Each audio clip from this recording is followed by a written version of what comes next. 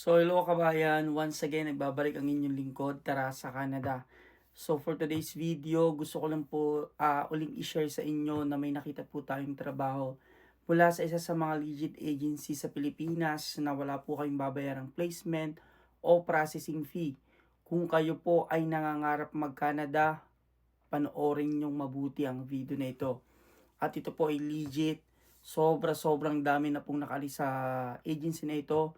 At dito nga sa lugar namin may mga ilang factory na galing na talaga doon sa dito sa legit agency na ito, yung mga Filipino na nandito na.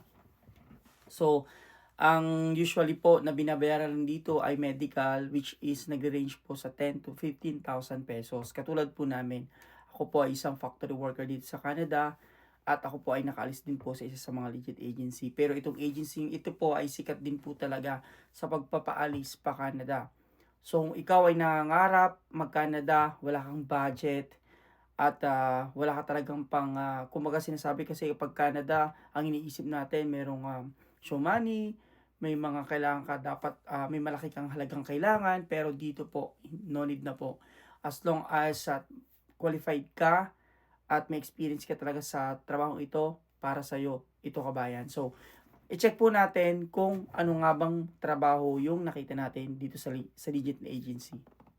So yung trabaho po ay mula sa First Dynamic Personal Agency at ang qualification po para sa auto mechanic papuntang Canada must be high school graduate, diploma or certificate for automotive mechanics, minimum 5 years of mandatory apprentice or experience working in automotive industry or dealership, proven experience in diagnosing and servicing or repairing passenger vehicles, knowledge of mechanical, electrical, and electronic vehicle system, strong English communication, French is an advantage. Katulad po siguro ito nung nakarang post ko or yung una kong post, akala ko din sa ano tawag dito, sa uh, baka kukuha din sila for English province or pwede din silang kumuha ng worker papunta naman dito sa Quebec kasi nakalagay dito French is an advantage. So paano kayo mag-apply? Ayan. Doon daw kayo pumunta sa pwede nyo silang puntahan sa kanilang address. Yan yung address nila, 3rd floor. Ayan yan, JLC building. Ito yun, no. And then, yung kanilang email, kung kayo ay hindi walk in, ayan, mag-apply kayo sa jobs at firstdynamicpersonal.com or ito yung mga number nila. So, ayan. So, ano pang hinihintay mo kabayan? Eto na.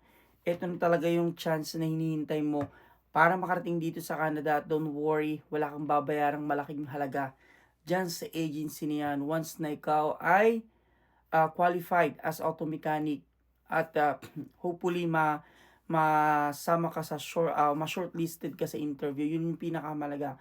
Once kasi na makasama ka sa interview, ang laki ng chance na makarating ka na sa Canada dahil malaki ang chance na mapili ka ng employer. So yun lang kabayan at sana do sa mga kababayan naman natin wala pa experience sa auto mechanic, try kayong mag-experience at sa mga iba pa naman nangangarap dyan, abang-abang lang kayo dahil ako po ay maghahanap pa rin patuloy sa inyo. Katulad po ng ating page sa Facebook ng 1.2 million followers at na hanggang ngayon po ay naghihintay pa rin tayo na sana makabalik po yun. Pero for the meantime, dito muna po tayo sa YouTube. So mga kabayan ko, ano pang hinihintay nyo? I-try nyo na yan, Auto Mechanic Bound to Canada sa First Dynamic na isa sa mga legit agency sa Pilipinas. So good luck, God bless, at maybe see you soon here in Canada.